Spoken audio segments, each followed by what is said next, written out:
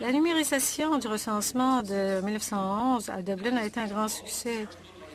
Il peut faire l'objet de recherches individuelles par adresse et cela facilite le travail des historiens pour aborder toutes sortes de sujets, de questions de recherche avec de nouvelles données et de nouveaux points de vue.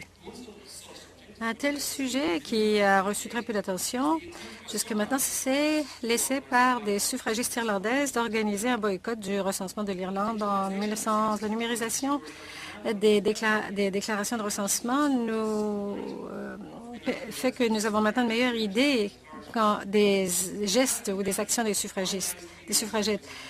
Comme au Canada, les premières organisations importantes de suffragettes en Irlande ont commencé à émerger vers 1870. En 1971, à Belfast, la Northern Ireland Society for Women's Suffrage a été créée et elle a rapidement été suivie de diverses organisations dans le pays. Au début du 20e siècle, celle-ci avait réalisé des progrès parce que la question du suffrage était constamment abordée. Cependant, elle n'avait pas encore convaincu l'établissement de légiférer pour que les femmes aient le droit de vote. Entre 1905 et 1914, la WSPU était à l'avant-garde d'une campagne de militance.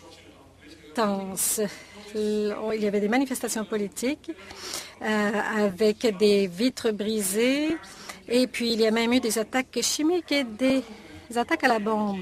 1000 femmes et 40 hommes ont été incarcérés entre 1905 et 1914 pour des activités militantes au Royaume-Uni pour la cause plutôt du suffrage des femmes.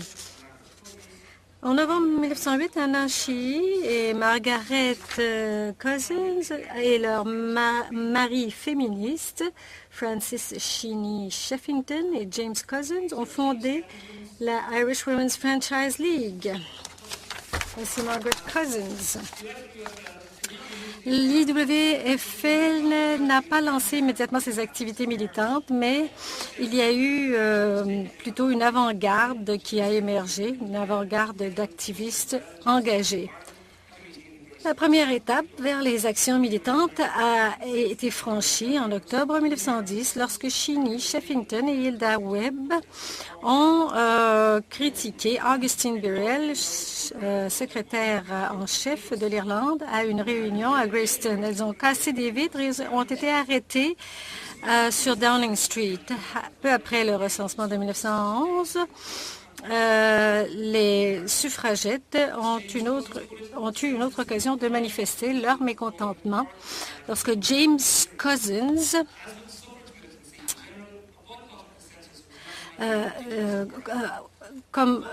lorsque James Cousins a dit que c'était une occasion de perturber la machinerie officielle.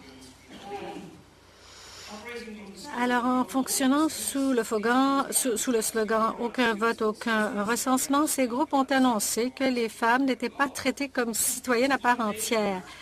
Et c'était en mars que les suffragettes ont commencé à révéler leurs attitudes finales face aux manifestations. À une réunion publique de l'IWFL le 28 mars, 5 jours avant le soir du recensement, Miss Tatlow a justifié un boycott du recensement en disant que c'était le gouvernement qui les avait forcés dans leur action proposée concernant le recensement en ne respectant pas ses promesses quant au suffrage des femmes. Lorsqu'un correspondant de l'Irish Times et du Freeman's Journal a écrit sous le nom de Arjapin qu'il déplorait l'évasion du recensement comme une tentative de diminuer la valeur d'une entreprise d'une importance immense et d'une grande valeur sociale et a demandé si la IWFL expliquerait comment elle pouvait justifier un tel crime contre la société. Alors, il a fallu que les femmes adoptent une méthode moins conventionnelle que celle utilisée par les hommes. Le recensement est un dénombrement de personnes. Nous sommes considérés comme faisant partie de la population lorsqu'il s'agit du recensement, mais Et ce n'est pas le cas lorsqu'il s'agit du vote au Parlement. Alors, nous reconnaissons l'importance du recensement, mais nous sommes sûrs que les statistiques obtenues seront utilisées comme base de loi sur des questions affectant les femmes par une Chambre des communes composée d'hommes seulement et élue par des hommes seulement. Comme ces lois seront injustes pour les femmes, nous considérons que nous sommes justifiés dans notre refus de fournir de l'information.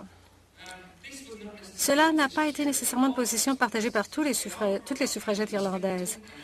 Même si une biographe de Anna Sheeny avait suggéré que l'évasion du recensement était une question sur laquelle toutes les militantes et non militantes s'entendaient, Carmel Quillen, biographe de Anna et Thomas Haslam, avait suggéré autre chose. On disait que le recensement, c'était pour le bien de l'ensemble de la société et qu'il ne fallait pas refuser de répondre au recensement. Carmel Quinlan, biographe de Thomas Haslam,